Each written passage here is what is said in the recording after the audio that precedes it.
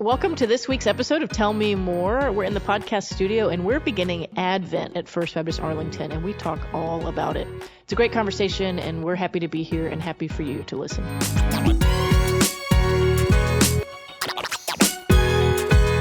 We're back in the studio, and by we, I mean Dr. Dennis Wiles, Luke Stehr, and me, Katy You've been gone for Reed like a month. Hodges. Not gone from work. I know. It was kind of awkward. It was like, hey, Katy, can you not come for a few weeks? And I was No, like, it was I started your this idea. thing. And then You it was said, like, can hey, I come to Ashley, work at you all? should do this. Do my keys still work? You And then it was like, disinvited yourself then from I had your to go own to my podcast. boss and be like, hey, boss, like, I started this thing. Can I still be on it? And then finally, after a bit of appeal to the MLT, I'm back in the studio. That but is such a fable. And this is a Katie's fable. submission to the short fiction category. That's exactly I'm right. just kidding. I wanted some of our other voices to be elevated during Missions Month. And it was great, Why but we have wouldn't missed you. Why wouldn't you have the Ashley Berryhill in here Of talking course, about yes. our missional It was engagements great, and getting to know great. Lily and all that? So, But we did Good miss things you, to do. because We this did. is your podcast. This is your idea. I will Tell say, Me More is your idea. one, a good idea is nothing without the weekly commitment and the talent to back it up. No, So that's thank true. y'all. But also, So true. Thanks for going on maternity leave so that I could do the podcast way You're- back when. welcome. And you're welcome for an extended maternity leave. So they really got to know you and endeared you to them. I will Here say, we are 2 years later. Here we are. Yes. 2 years okay, later. since I've been out for this leave, this Missions Month leave, my kids turned 2. Wow.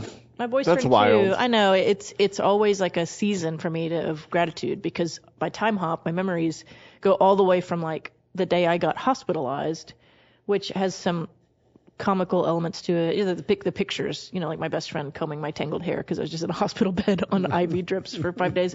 Anyway, all the way to like NICU and birth, and it's just It was quite a journey it was. Yeah. I'm very, very for grateful. you and all of us I'm who are watching. Very, very grateful. So, So 3 here we are. cool little boys. 2 years later. And they learned to say, I'm cool. Ben goes, cool. He is cool. Ryan taught him. Isn't that fun? Yeah, and now anything he thinks is cool, he goes, cool. So we know that Ryan has started the tradition of wrestling the boys Yes. every Thanksgiving or every birthday. I'm sorry. Yeah, which is near Okay, Thanksgiving. So did Yeah. he win? Did he beat each child? Yes. I will in say wrestling? this year was harder than last year. Okay. But I would hope yes, so. I haven't posted the video this year. Did I? I don't- did. No, yeah, I you put it on did. my story. You I put it on my posted story. Yeah. Yeah, I've been thinking about when I think like the match will be. Like at what year could they win? Yeah. Ryan thinks never. I think Never. that's ridiculous. Never. Old man strength. Don't mess with old men. Well, Dads. that's we're what bad. some of our we ML cheat. We fight dirty. Well, that's what some of our MLT friends have said. Like Barry's like, bad. even if he's stronger, like he's still their dad. That's right. It And, doesn't matter. you know, even if the first one is tough, like he's gonna scare him. There's Anyway, something mental about it. yeah, there's something mental about it. Mm-hmm. But I think like 13. No way. So, well, all that to say, whenever I think like it's gonna happen, I think It's I going to be want really to. funny when they're like 21. I guess I always pictured it stopping at 18, but maybe not. Like they're not going to be like 70 taking down, you know. But whatever it is, the peak year, I want to rent out like a wrestling gym and like have an event. Y'all are all invited. Well, I will say this with Josiah and I, golf, basketball, just one-on-one things. You know, when he was really little, now obviously it was, you know, we played and had Yeah. fun. But then as he started getting a little older, I never let him win. And Cindy used to say, honey, what are you doing? I said, well, when he beats me, It'll be a big deal. oh yeah, and he'll remember it. And guess what? When he beat me in basketball and he beat me in golf, he remembers it because Yeah. he knows he beat me. He earned In other it. words, I didn't just Yeah. let him win because he's my son. Yeah. And so now we're on the opposite side of that. He needs to let me win every once in a while. It would make me feel better. But he doesn't. So if I ever do beat him, I'll know I've actually beaten him. I do think there's something very special and important about fathers in general, and I've told y'all that. But the father-son relationship is probably the most formative thing, for both parties. But you know, for little boys to have a good dad, Yep. It's is awesome. super important. So for all the dads out there, thank you for doing the good work of loving your kids. So, and moms, you know, we got it. No big deal. Of course. Yeah. Yeah. You- Just holding things down. You have the advantage. I mean, you actually have them. Yeah. You know, We bond quickly. You start a early. leg up on us. Yeah. But Anyway, how about enough about Thanksgiving? that. Did y'all have Thanksgiving? We did. Luke, some of my friends went to your house. Yes. Your friends too. I mean, obviously, but they really complimented not just the food, but your ability, like your master chef experience in the kitchen. Wow. I've got it. Like Come on, timers, everything was ready on time, everything was delicious, but it wasn't just the food, it was just the way in which it was all kind of prepared and ready. So do you make dressing or what? I make dressing.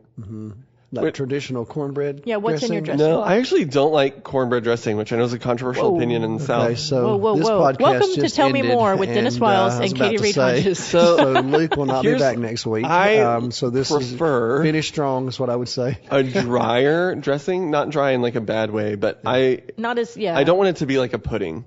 Uh-huh. I I'm want with you it on that. I want to have texture from the bread. Right. And so I made a few weeks before Thanksgiving, I made really just good sturdy white bread from scratch, and then I also had some leftover rye bread that I make pretty routinely, and so I cubed that up and toasted it, and then put it in the freezer, and then pulled it out the day of, and made my dressing with my homemade bread cubes.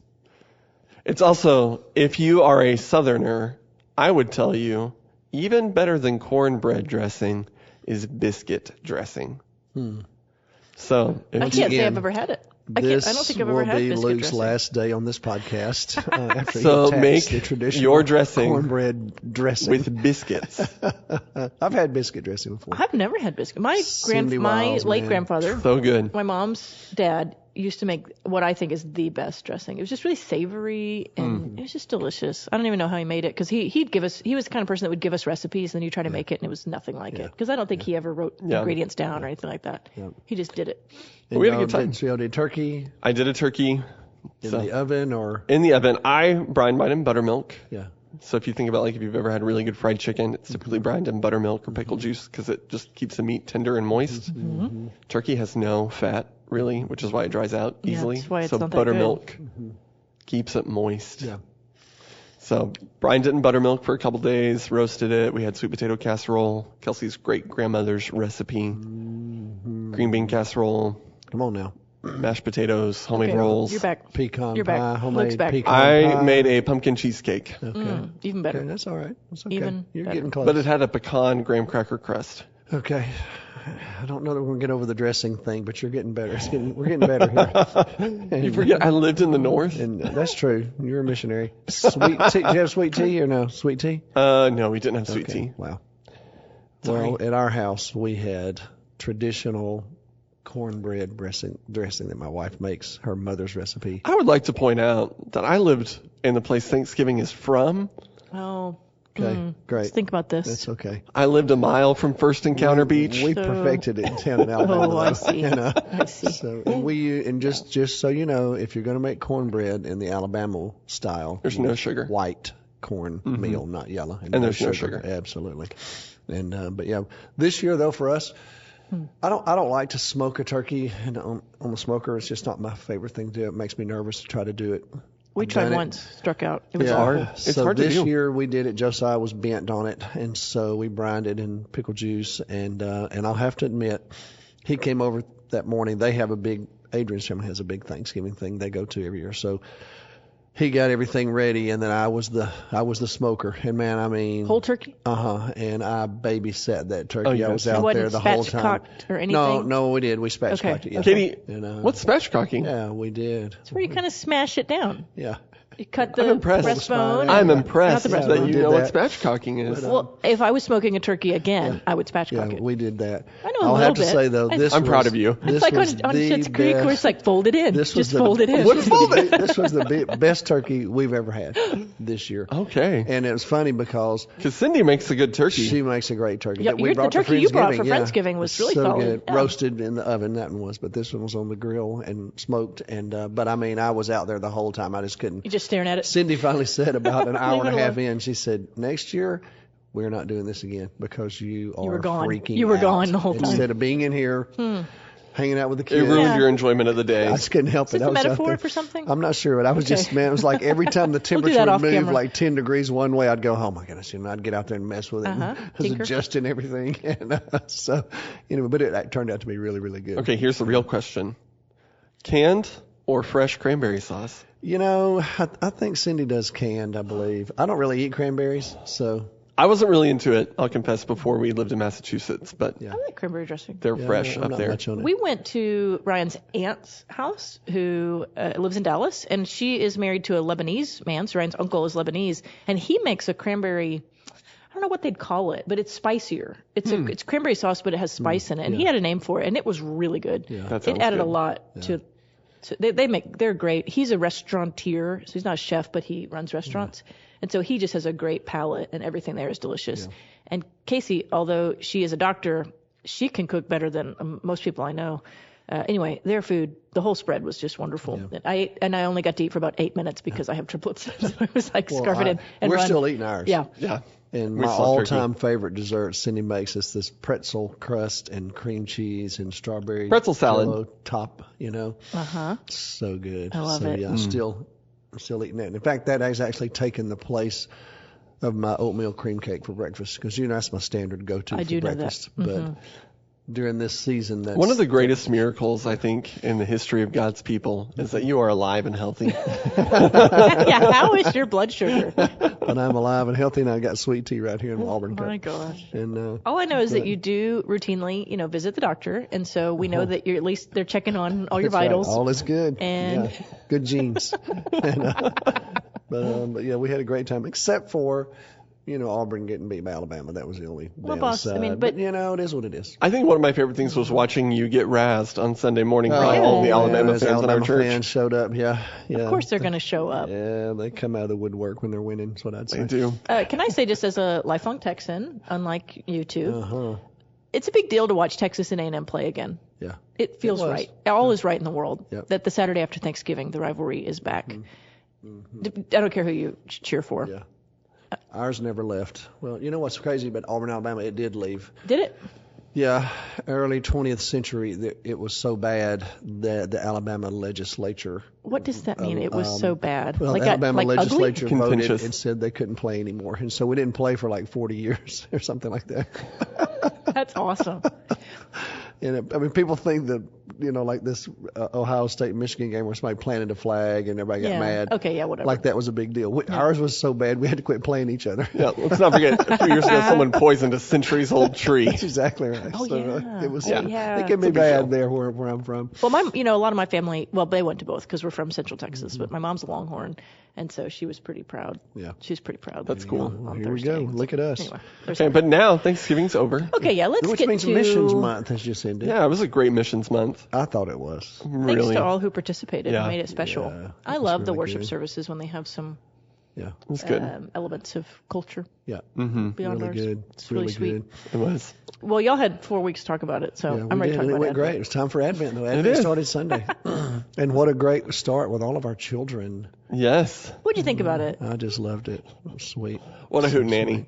Yeah, it was just Anytime you get as you preschoolers on said, stage. all the moving parts with all the There's children so much everywhere movement in and the room. It's sweet. preschoolers and it was a really sweet day for was parents, grandparents, and for the church. Just to see the future of the church right in front of you. So was when fun. they're talented.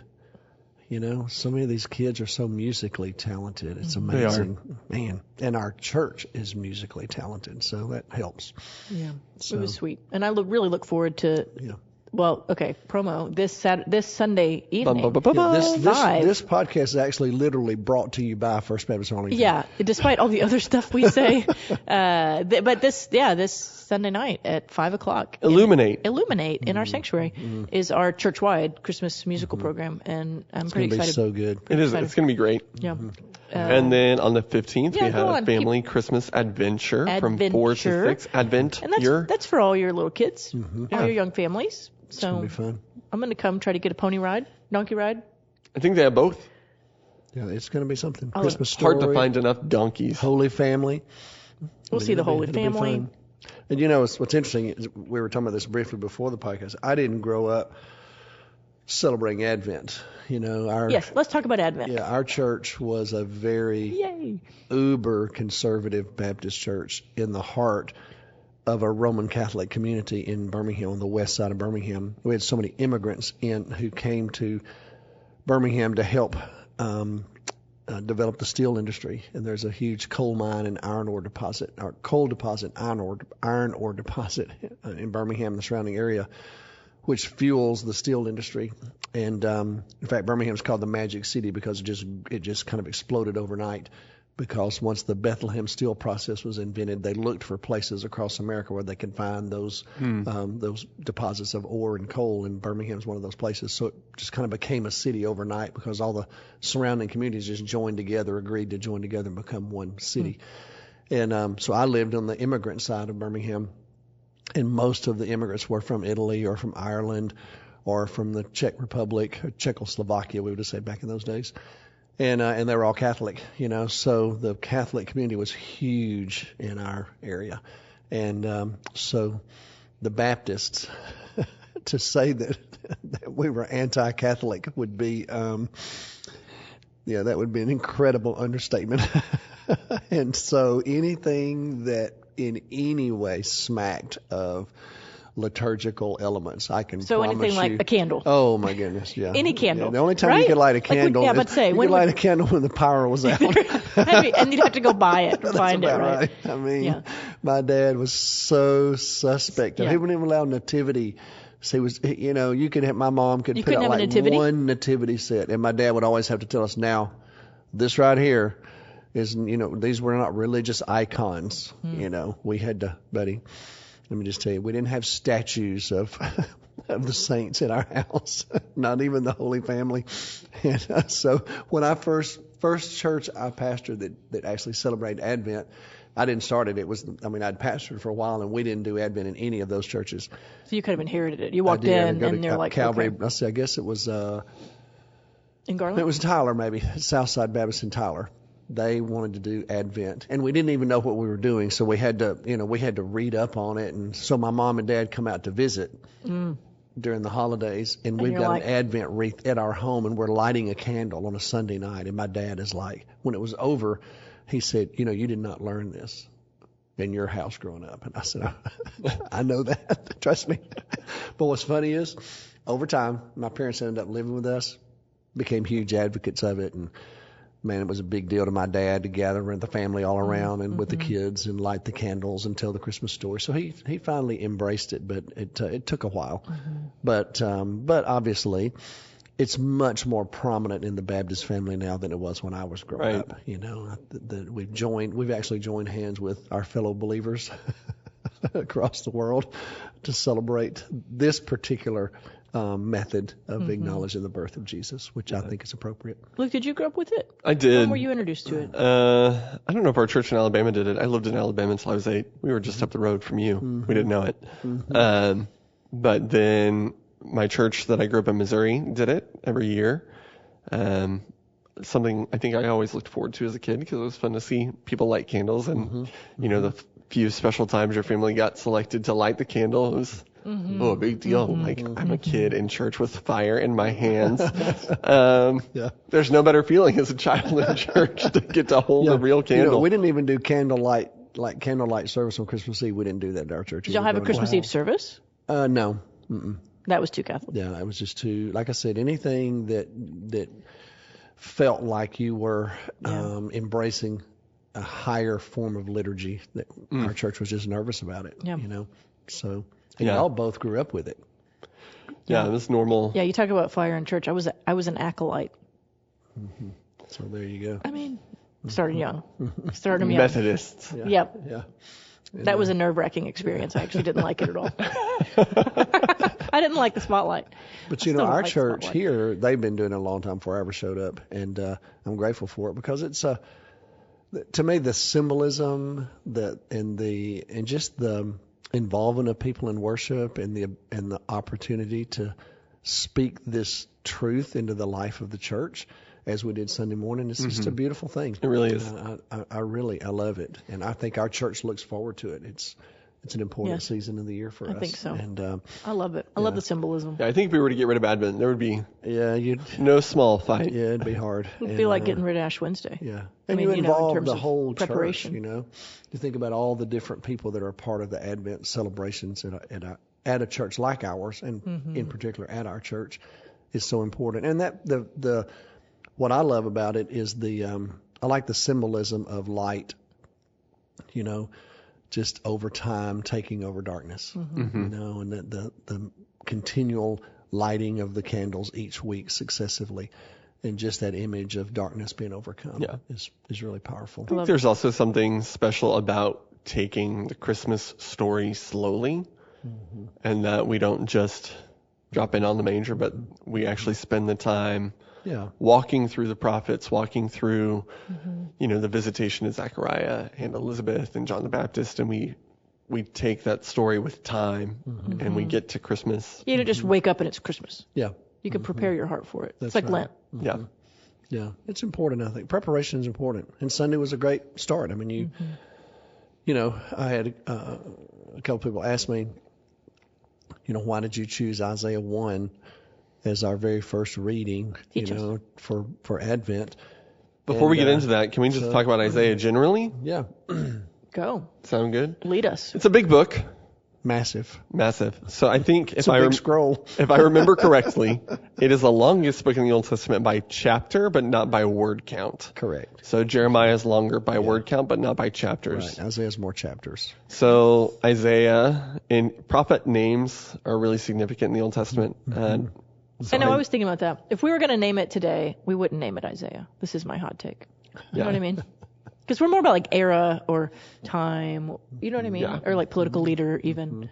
Probably wouldn't name it after the prophet. No, but the prophet names That are transcends the significant. 300 years or whatever it is that he's prophesying. So it means Yahweh saves.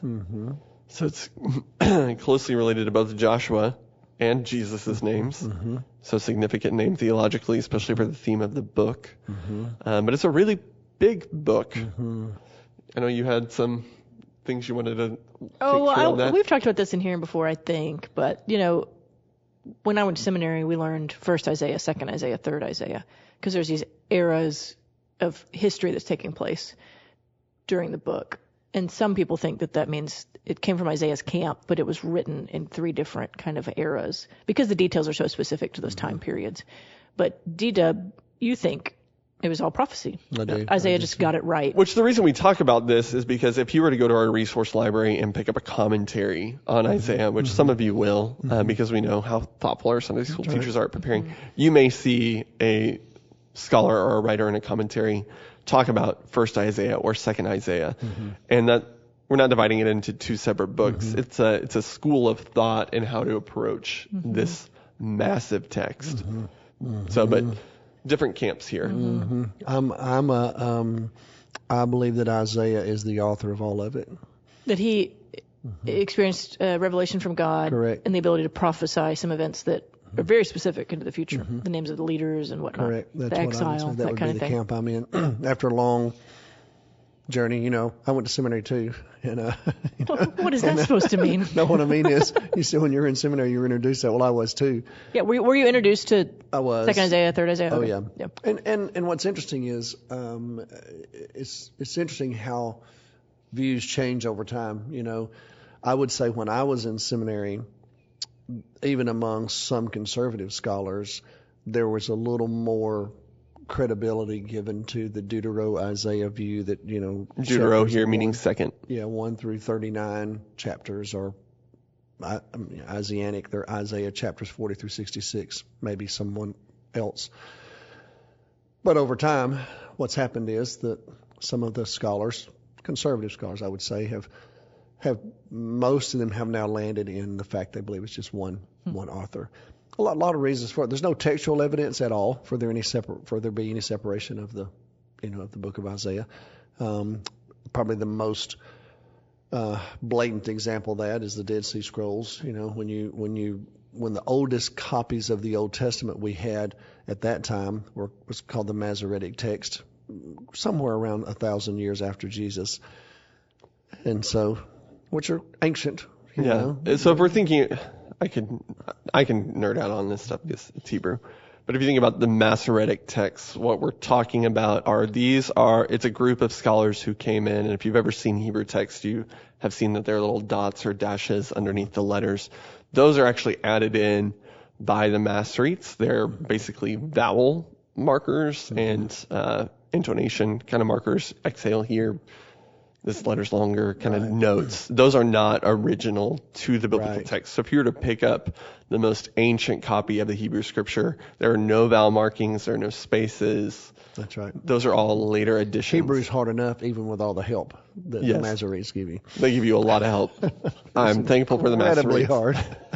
But you think about I gave up on learning Hebrew. If the oldest manuscript we had, for the manuscripts that we have of the Old Testament, date somewhere around 900 to 1,000 years after Jesus, and then you discover the Dead Sea Scrolls, and they date back to the time of Jesus. So you just went 1,000 years back in antiquity. 1947 was when they were discovered. Well, that was just an incredible revival of Hebrew scholarship. And we can thank John D. Rockefeller, John's son, actually, the older man, John D. Rockefeller, his son, John, helped finance just the whole operation of putting the machinery together and all that they had to have to handle these ancient manuscripts. But you have the longest or the best copy of the book of Isaiah was in that collection, and it's the entire manuscript. It's all 66 pages, chapters, on one scroll, if you will. Sure. Yeah. So, I would be a proponent of the singular authorship. And I think there's enough evidence for it. There's Hebrew evidence for it. There's a lot of there are expressions, various words that are found all the way through all the pages, if you will. So I would believe that he's the principal author of all of it. It's the most quoted prophet in the New Testament, and he always gets credit for it. So you almost can't understand the New Testament fully without knowing Isaiah. You can, but the Holy Spirit's so good. But and think about how many times Jesus will allude to it's it, deep, and about himself. Every gospel alludes to it. Paul. Like I said Sunday morning, I don't even know you can really count the quotations from Isaiah. If you think about it like a symphony, like it is this musical theme that got developed early on, and then it just weaves its way out through the rest of the music. Even if they don't quote from it, they allude to it. They're pulling from it. Yeah, theologically. Because it's the water they're swimming in. It just is. You can't do the New Testament without the Exodus and without Isaiah, in my opinion. It just would not make sense. Yeah. Creation, obviously, but those Exodus and huge Isaiah, movements. these are just theologically profound books, and these Jewish New Testament authors just couldn't help themselves. So if you were on a desert island and you could only take 2 Old Testament books, what would you take? I think I know what Dr. Wiles would take. Well, it would probably be kind of a joke, but it's a fun. I love Genesis, but Exodus is such a profound story of redemption, and Isaiah is just the prophetic mountaintop. So, and you've got Psalm 1 memorized. I'd probably take like Lamentations Psalm 1, and everybody knows Psalm 1. Obadiah. Yeah, I like to believe Isaiah knew Psalm 1. You know what I mean? So anyway, you just say you take Obadiah and Lamentations. Really formative for me. They're really formative. I think for Jesus I would have a hard time not taking Psalms just because. But the narratives that set, I know. The two narratives though for me are Exodus and Isaiah. Yeah, I think. That's the fun. But you would anyway. I guess it's hard because then you miss out on so you just don't get the life of David. You just don't get the call of Abraham. But I made you pick 2, so it is what it is. But it's assumed though. In Exodus for sure, just this whole the holy people. And then you're the right. Messianic proclamation of Isaiah. Yeah. I guess what we're saying is the Bible's pretty cool. You could spend the rest of your life preaching from Exodus and Isaiah, and you can still weave the story of Jesus into all of it. Fun challenge. Yeah. So that's great. There you go. I'm not necessarily a proponent of Second Isaiah, but I think it is very interesting. Yeah. And I think to Luke's point, it's pretty popular in scholarly research. So like when we're reading commentaries, it's there. So it's good for people to just know. Well, it's good for people to just know about the setting for it. It's rooted in. I have a great deal of appreciation for the scholarship that has helped us have the confidence we have in the Scripture today. And some people associate the whole journey of what's called criticism, which is the study of the text, which is critical analysis of the Scripture. It has some liberal elements to it, for sure, simply because there was a time when the German, the liberal German theologians dominated the whole critical field. That's no longer true. But the critics that help us are important. The textual critics, they're the ones that help us find the best text. And my goodness, it's a group of unnamed people that we all are going to meet in heaven one day, and they're going to have seats of honor because they've helped the people of God worship and understand redemption, because they've helped us find the best texts. But then you have the source critics. That's where you start getting into the conversation about Isaiah. They're the critics that try to determine the source underneath those best texts, and that's a little bit of a challenge. So where'd this come from? Discipline, yeah. Kind of like, for example, when you read the Gospels, Matthew, Mark, Luke, and John, particularly Matthew, Mark, and Luke, you find some really common material that's shared among those three. We call them the synoptic Gospels. They see together. Right. Same eye. So some people think, well, maybe there was a source. The source critic would argue, well, the textual critics can help you find the best reading of the text. The source critic would say, well, man, you sure? This sounds familiar in Matthew. This sounds familiar in Mark. This sounds familiar in Luke. Maybe there was a common source. And so they came up with the idea that there was just a source that was shared among those three writers. Now, we've never found it. There's never been any literary evidence of it, but it's just an idea. But then you have some scholars who look at the forms of language, just the way language is shaped over time, and they're the form critics. And then you have others who would come to bear on this conversation about Isaiah, the redaction critics, guys like Rudolf Bultmann and some of these great German scholars who say, well, there's a whole lot of editing that takes place. They're redacting these materials. And so there was like this Isaianic school that helped redact some of the material and bring it all together. And so all those fields of criticism are legitimate, and they're great disciplines for people. But even with all of that said, my assessment after studying all of that is I still would hold on to a singular author for Isaiah. And again, that means that there's some specific prophecy that God gave to Isaiah that predates his time, obviously, because he has information about the exile. It's going to take place several hundred years after his life. But I believe some of that was already in the water, though, when Isaiah looked at Judah. He could see some of the rebellion that was already in place. He had a personal experience of the Assyrians coming and camping against Jerusalem. The Assyrians conquered the northern kingdom, not the southern kingdom, but he understood the threat of that. So when the Babylonians will do that, years later, Isaiah had some personal experience of what that felt like. So it doesn't seem to me that far-fetched that he could write about that happening in the future. It's just a different group of people, and then the fact that God would not forget his people and he would deliver them. I think that's consistent with his understanding of redemption. So all that fits into me when I'm studying Isaiah. So when we think about Isaiah, just helping us place it within concrete history, because he's a real person. That's right. He really prophesied these things. He really wrote them. Is he a northern kingdom, southern kingdom guy? He's a southern kingdom. He lived in Judah. Okay. Who was king? Well, who were the kings? He had multiple. Yeah, he's a four-king guy at least. Uzziah. I mean, he says in the year King Uzziah died. And Uzziah was king for like 60 years or something. I can't remember now, something like that. So long journey as a king. So somewhere in the middle, evidently, somewhere toward the end of Uzziah's reign, he gets his call. Yeah, Isaiah 6. And he gets to work. And then Jotham, Ahaz, but Hezekiah is the one I think he's most connected to, because Hezekiah is a very famous king in the life of Judah, has to deal with the Assyrians, this invasion that takes place, and tries to figure out what to do with them. And Isaiah cautions him not to make an alliance with them, that God will take care of the Assyrians, which is exactly what happens. Sennacherib leads this massive army down towards Jerusalem, and God slaughters them in this very historic battle, and it spooks Sennacherib. So he retreats and never comes back again, never touches Egypt or Judah again. So if you think of Isaiah somewhere around, 740 BC-ish, into the late 600s, I would say, is probably when he prophesied.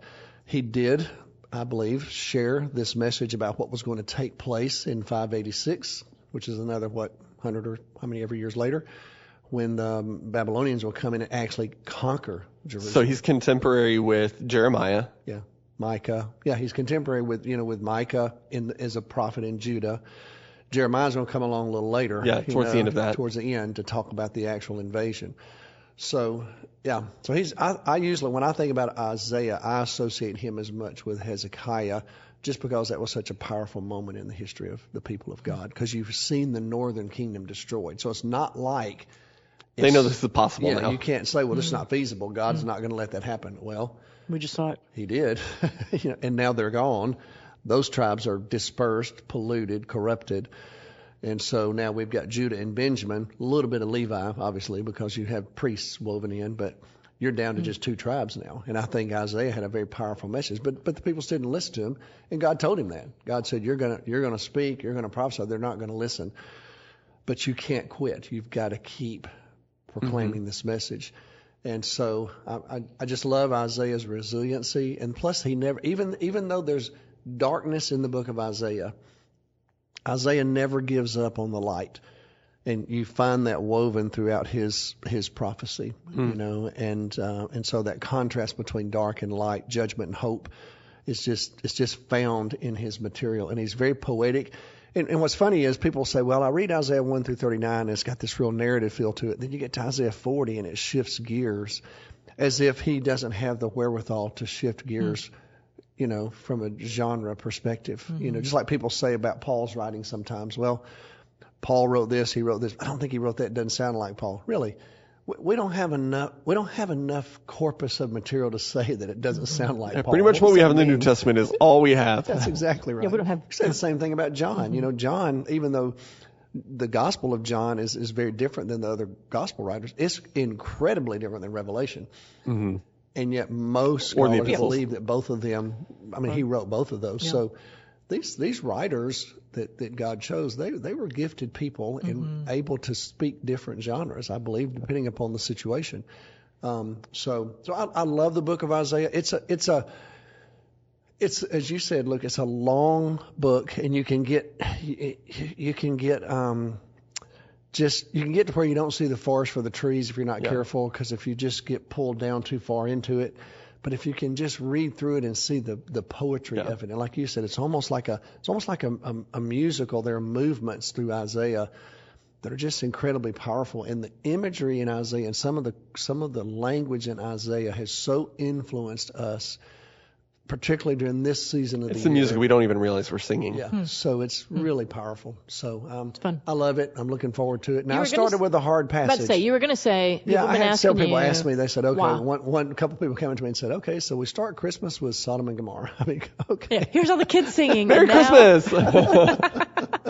Yeah, you start with Precious Lucy Stehr that's singing her heart out, and you end with darkness and judgment. That's right. Well, Lucy contains multitudes, okay? Yeah, she can handle both. But if you're going to embrace the darkness of life where you abandon the Lord and you don't acknowledge Him, for a Jew, the best expression of that would be Sodom and Gomorrah. To compare your society to Sodom and Gomorrah as a Jew, that was that's almost like when Jesus told the story of the prodigal son eating, tempted to, he's slopping the hogs, and he's tempted to eat the very food the hogs are eating. The most unclean animal you can come up with. That packs a punch, right? Yeah, for the about listener. as low as you can get. Well, this would be the message here. Were it not for God's intervention, we'd be just like Sodom and Gomorrah. That's about as dark as it can get. And so I feel like I felt led to start the Advent season with an expression of just how dark it can be. And my world, to me, is an example of darkness. And so that's when the light becomes most powerful, though, most just on display, if you will, when it's the darkest. And so, to me, I wanted us to start there. And Isaiah's judgment, of when he's, of course, I've got a lot of life experience, and I've watched a lot of families, and I've dealt with a lot of heartache with people. And so when God says, it's like I reared this child, and now look, and so I think about the anguish I've seen in the lives of parents, the hurt, because the love never leaves. And you hear that from, you hear it from God. It's not like God's enjoying the judgment. Sometimes when we read about the wrath of God, we say, man, and God was angry. Well, but it's always tempered by love. It's a heartbroken wrath. It's heartbroken judgment. That's what Isaiah lays out at the beginning. I think we forget how dark these ancient Near Eastern societies were and some of their practices and what God's people were. They were picking up child sacrifice. Yes.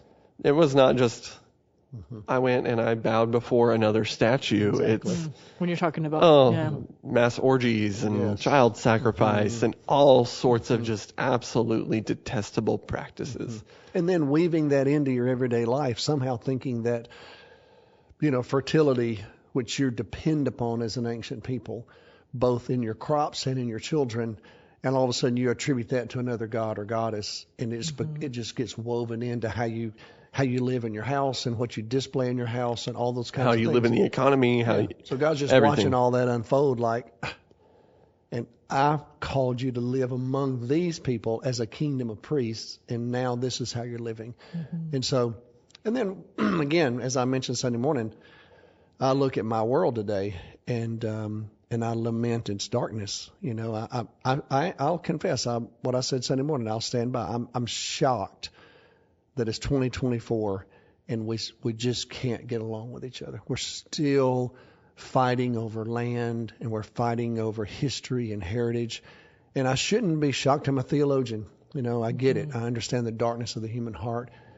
Maybe a better word for me is I'm disappointed as much as I am shocked. I'm just disappointed that you just can't come to an agreement. It's almost like I would like to call all the leaders in the world together in a room and say, help me understand, why are you so mad? What is it that you think you need? Can we not talk this through and come to some kind of resolution to where we all will realize, okay, I may not get everything I wanted, but I got enough for my people to be happy and productive and survive. It's just stunning to me. I'm just disappointed that just can't happen. It can't even happen among allies. Yeah. You think about the disagreements that we're having among our allies right now, and the lack of support that different ones feel across the world. And so I'm not surprised that when you use that old language from World War II, the Allies and the Axis, we called it the Axis of evil. But even among those who are ungodly, I'm not surprised they can't figure things out. I'm just surprised that we can't. So it's a dark place. And if we ever needed the light of Christmas, surely to goodness it's now. And particularly when you find yourself in a place where angry people today have nuclear capability. Yeah. You think about that. If you think about that long enough. Don't think about it too long. I was going to say that's really sobering when you think about what's in the hands of people like Putin. The capability to basically destroy the whole world. And when you have these despots who have that kind of power in their hands, that's a very precarious place. And that's been around for a while, but in terms of the history of humanity, that's a new development. It is. Human beings have been able to do a whole lot of things through the years. Destroy themselves would not be one of the capabilities, but it is now. And it feels very precarious to me. And so yeah, it's a dark world. Now, y'all know me. Y'all know I'm a positive, optimistic person. Obviously. And so I believe in the power of the gospel. And that's my hope, is that God's message is going to somehow invade this darkness. And that's one of the beautiful things about Christmas for me, to celebrate that. So yeah, I chose to start us in darkness, but that means we're headed. Yeah. The people walking in darkness have seen a great light. Yeah. And when I came across that story a while back about that little neighborhood in Maryland where this guy strung a Christmas light to his neighbor's house, and I went online and just watched some videos of it. It's the coolest thing. That's not so fun. It's not Interlock. Interlock and everything is. We used to live there, and so it. Every little house is contained, has its own thing. It's beautiful. There's a lot of community. And when we lived in Interlock, and trust me, there's a whole lot of community. This was something different. It was kind of hey, you're having a really hard time, and I'm sorry, and I want you to know the light that's here in my house, I've connected it to you just for you to know, we're all in this together. And then the whole neighborhood does that, which is pretty awesome. That is. Anyway. Okay. So.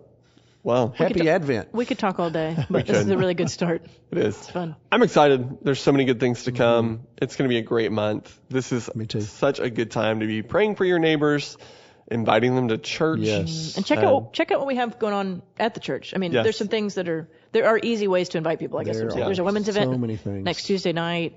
There's the Adventure, our the musical TMS program. Senior Adult Choir is singing next Wednesday night, I believe. The 18th. Look, 18. Thank you. FBCA.org/events. There's something for everybody, and almost all of them are really easy to bring people to. They're designed to be that way. And if you just need ideas on how to connect with your neighbors, things to do during the season, Luke.Stehr. email me, luke.stehr Luke.Stehr. at fbca.org. I have plans for you. And you can email me, but I'll just copy Luke on my response. So I'd love to talk to you about it and help you. It's fun. So, okay, thanks for listening, everyone.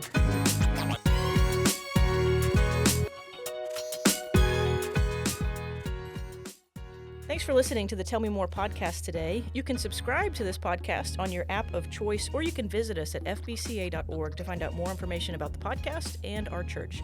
Thanks for listening. Have a good day.